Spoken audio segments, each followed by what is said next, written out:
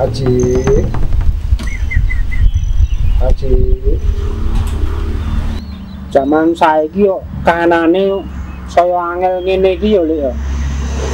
Angel kepiye?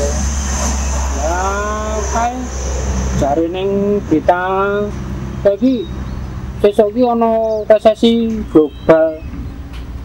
Jenengan ya wis mendingan banget Lek wong jenengan wis nyangoni bocah-bocah saiki saka Linandur Jati. Anjuk ngopo? Kale ajar ngopo kale?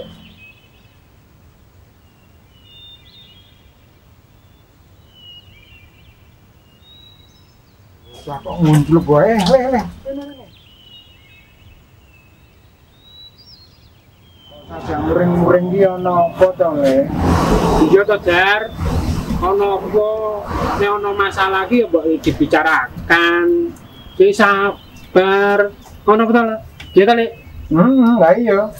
Iya, iki ceritane to. Aku nandur jati ini semene iki akeh. Wis tak rawat esok awan bengi nanti tak tinggal tak minton. Nanti raketku jebol tapi rono hasilnya tekan saiki. Piye jalur carane iki? Iya, Apa kurang piye ngono lho? Yo Jar, sing sabar.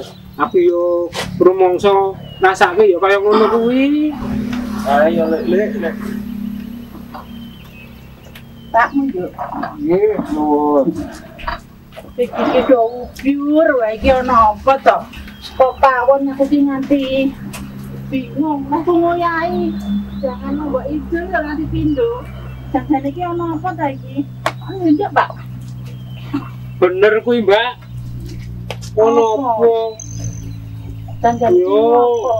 Aku yo ngrasake yo wis ana perubahan. Contoh kuwi sih, Mbak. Lah sing tak krungokke mau ki rak hajar muring-muring saka kono tekan kene nganti TV ku bruwet gara-gara sinyal ilang. Iki sing dirungokke kok milih kabeh kok le wadul kabeh rekoso ngono ki hajar iki napa uripne ngalas kudu tentrem kok malah udur wae. Ana apa dadan? Nah iki lho. Aku nandur jati. Wis seprene tak rewangi. Awane esuk bengi tak tinggal pamit nanti raketku jebol tapi ya padha wae. Hasilnya iki ora ono ngono lho. Walah ning gara-gara kuwi to. Apa ya jenengan iki udah tau krungu to? Saiki kuwi ana konsep sosiopreneur kehutanan. Sosopreneur. Urung kowe. Wah, aku urung pernah krungu ya apa kuwi. Alah, bapakmu kok ya melu tanglet to wong iki kula sing dikan sinau tak kira nek bapakipun pirsa. Dadi sosiopreneur kuwi salah satu konsep sing dikembangkan neng jerone hutan tematik. Nah, konsep kuwi sing diharapkan sesuk kuwi sing bakal menyelesaikan masalah-masalah sosial kaya to stunting, kesejahteraan sosial, disabilitas. Dadi awake dhewe iki rasa mikir, rasa cemas kaya ngono iki sama konsepe. Sesuk ya dhewe bakal digawe sejahtera karo pemerintah iki. Ngono Pak. Nggih. Ngono kuwi, wis rasa ngono. Sasa Apa iki ngunjuk-ngunjuk wae? Ojo sih, yo. Donili ini ngalas praktek sosiokultural nang kelas tematik. Yo.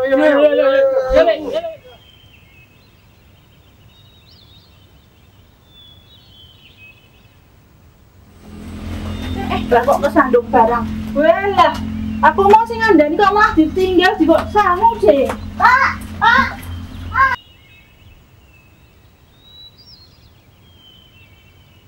Para pemimpin inovatif yang kami hormati, kata sosiopreneur berasal dari dua kata, sosio dan preneur. Bagaimana kita bisa memanfaatkan konsep ini di dalam pemanfaatan kawasan hutan bagi masyarakat penyangga kawasan hutan.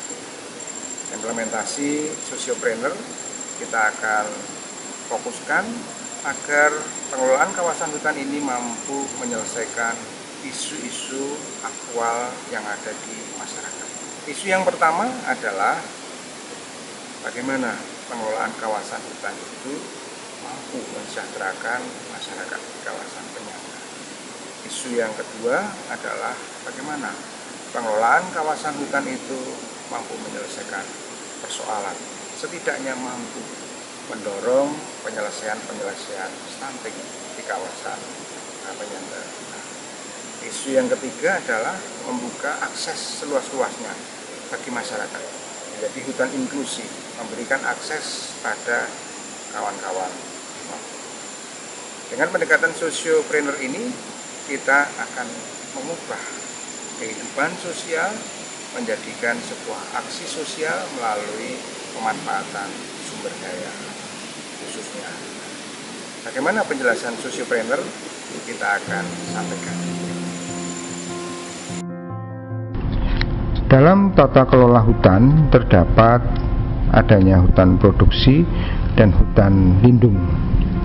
Pada hutan produksi dan hutan lindung ini terdapat blok khusus yang diperuntukkan untuk penyediaan sarana prasarana pada pemanfaatan sesuai dengan tata kelola hutannya.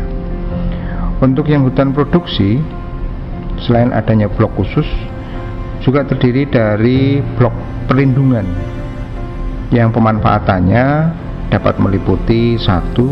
Pemanfaatan kawasan, yang kedua pemanfaatan jasa lingkungan, yang ketiga pemanfaatan untuk hasil hutan bukan kayu.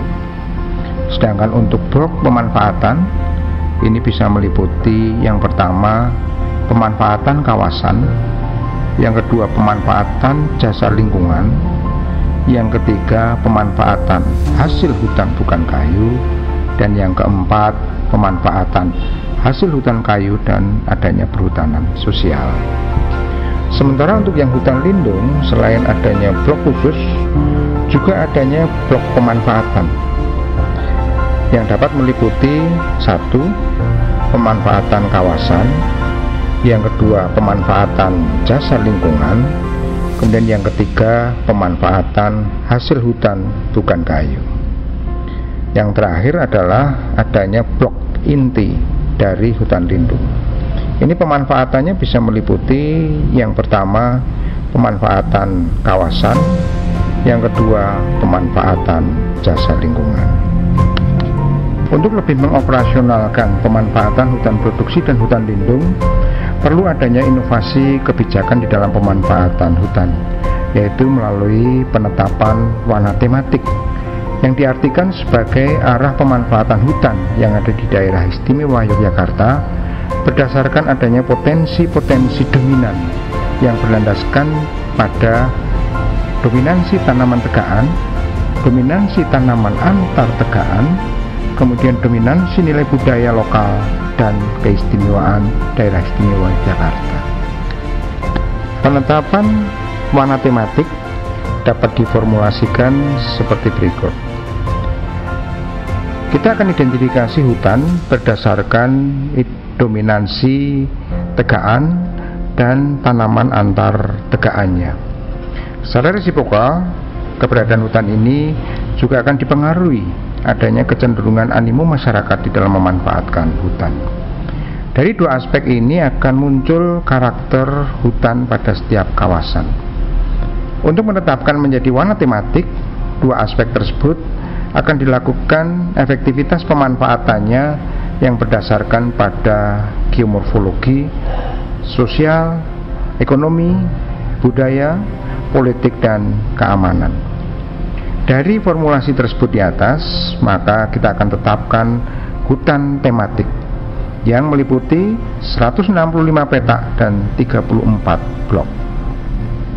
Untuk mengefektifkan pengelolaan hutan tematik, maka akan dilakukan pengelolaan berbasis sosiopreneur, yang intinya adalah bahwa kegiatan pengelolaan hutan ini akan berdampak positif untuk menangani dampak-dampak sosial yang terjadi di lingkup masyarakat penyangga hutan. Artinya bahwa sosiopreneur itu akan merupakan pemahaman akan permasalahan sosial di lingkungan dan mampu memberikan perubahan-perubahan sosial. Pengelolaan hutan tematik yang berbasis pada sosiopreneur ini akan meliputi 3 aspek. Yang pertama, aspek lingkungan dengan target mewujudkan hutan lestari dan ekosistemnya yang tetap terjaga. Pada aspek yang kedua adalah aspek ekonomi, yaitu dengan tujuan mewujudkan masyarakat yang berpenghidupan layak. Pada aspek yang ketiga adalah aspek sosial. Hal ini mempunyai tujuan yang pertama untuk mewujudkan kesejahteraan sosial atau social welfare. Yang kedua, membantu penanganan stunting dengan penguatan ketahanan pangan.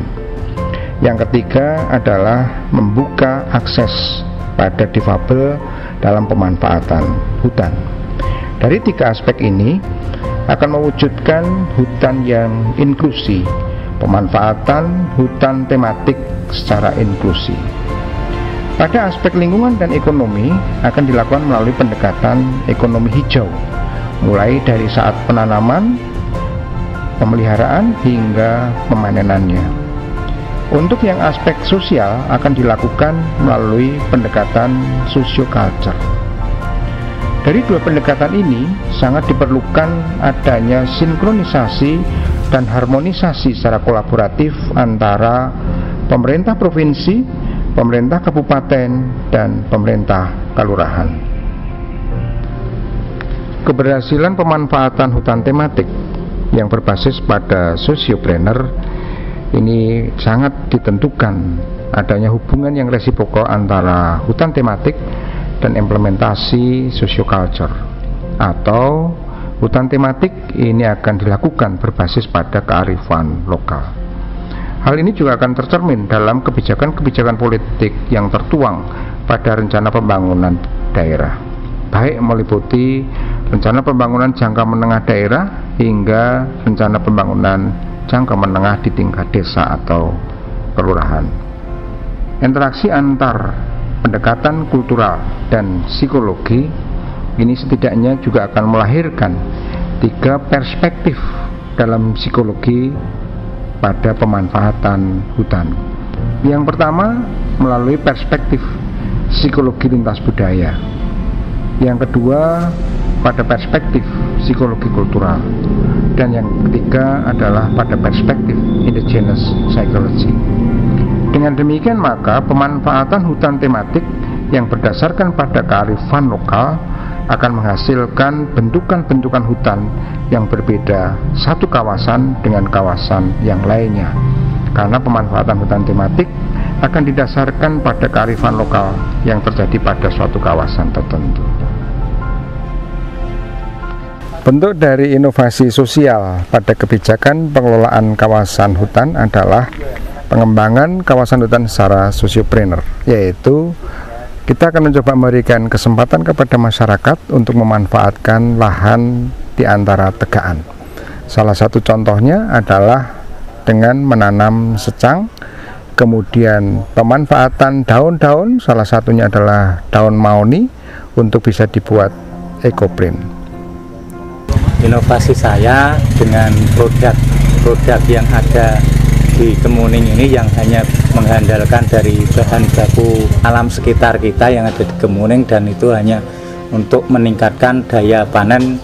Motivasi saya untuk melaksanakan ekoprint ini karena banyaknya bahan-bahan di sekeliling kita, tanaman yang belum kita kelola, yang biasanya menjadi tanaman untuk makanan kambing atau makanan sapi, kita pergunakan untuk kita buat ekoprint agar menambah nilai jual buat perekonomian ibu-ibu khususnya Serundingo. Kegiatan kami adalah mengolah untuk olahan yang berada di kawasan kehutanan. Ini ada beberapa jenis, kami membuat geduk goreng dari sukun, crispy dari singkong, juga geduk goreng, juga empon-empon terutamanya. Karena di lahan kami di KTH ini banyak sekali empon-emponnya, misal jahe, temulawak, kelor, kami buat juga trisal kelor. Alhamdulillah ini juga laris sekali, sudah buat, dan ibu-ibu juga sudah banyak yang bisa, jadi sudah bisa menambah penghasilan untuk keluarga, bisa menopang kesejahteraan keluarga.